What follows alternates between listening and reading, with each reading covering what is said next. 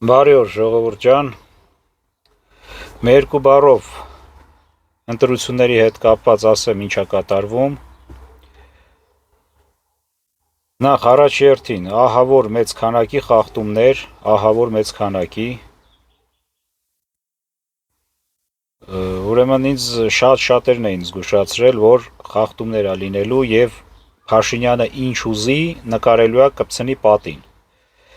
Ես էլ դիտեի, որ դա այդպես է, բայց էլի մի փոքր հույս կար, որ ասենք երբ որ մեծ քանակի մարդիկ մասնակցեն ընտրություններին, դա չեն կարող անել։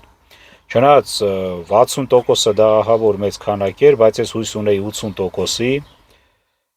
Ես մտածում էի անտարբեր մարդիկ չեն լինի ընդհանրապես, բայց կային փաստորեն մարդիկ կան, որ անտարբեր են մեր հայրենիքի նկատմամբ։ Ուրեմն մոտավոր պետք է այսպես լիներ, դա արդեն հաշվարկած, դա մի փոքր էս կողմ այն կողմ։ Իսկականից ոնց պետք է լիներ։ Հիմա առաջինը ԿՊՆ-ա, համարյա 49%, նոր հետո երկու ընդդիմադիր ուժ, հետո երրորդ Գագիկ Ծառուկյանինը ոնց որ ասում են, вообще չի կարող անցնի, բայց տեսնենք կերևա, որովհետև վաղն է երևալու, մնա ամբողջությամբ վերջնական հաշվարկը վաղն է լինելու։ Հիմա այսպիսի խախտումներ, մի հատ ամենամեծ խախտումներից մեկը ասեմ, որը անթույլատրելի է։ Նիկոլ Փաշինյանը գիշերը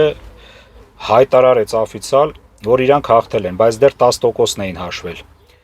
Ընդամենը 10%, այս մարդը հայտարարեց հաղթել ենք ու այդ ձևով դա նշանակում է ճնշում գործադրել այդ պետական աշխատողների վրա, ովքեր որ այդ հաշվարկները անում են։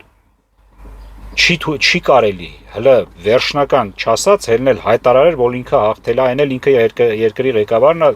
այդ բարձր մակարդակի, արդեն ամենամեծ խախտումներից մեկն է, դա արդեն լրիվ բան անում, ոչնչացնում է ամեն ինչ։ Հիմա ես հաշվել եմ, սա իմ անձնական կարծիքն է, իմ անձնական հաշվարկներն են ցույց տալի, որ պետք է, ուրեմն, ասեմ, ով ինչքան պետք է ձայն հավաքեր տոկոսայինով։ Մոտավոր 30%-ի մոտ առաջի տեղում պետք է լիներ Հզոր Հայաստանը, Ուժեղ Հայաստանը,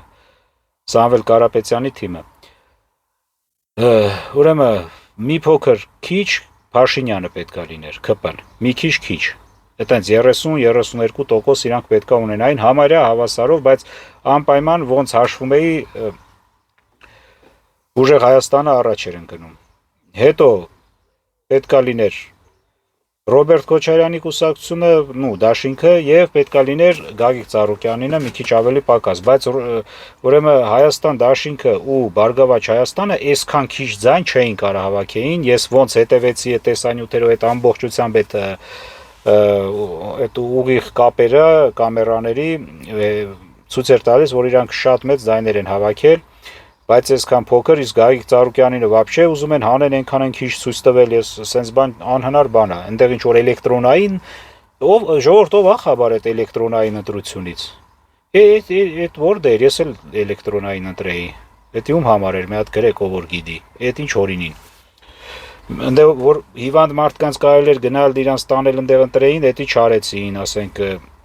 հաշմանդամներին, հիվանդանոցները մյուս լավ։ Այս խախտումները էլի ասենք այս աստիճանի։ Դա գիտենք, հիմա արտադիր պետք է, ես հույս ունեմ, որ ընդդիմությունը այս հարցը կլուծի եւ օրենքի ուժով անպայման այս ընտրությունները չեղյալ է պետք համարել, քանի որ հսկայական քանակի խախտումներ եւ նոր ընտրություններ անպայման պետք է կազմակերպվի, որ օրենքը չխախտվի, գոնե սահմանադրությունը չխախտվի։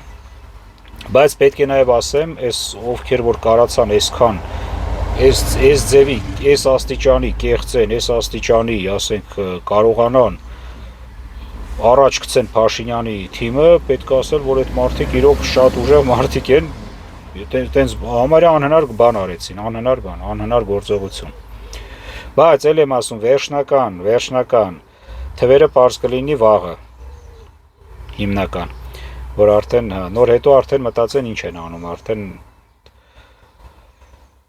այսքանը հələ որ մինչև տեսնենք ինչ է լինում, էլի ինչ են ասում։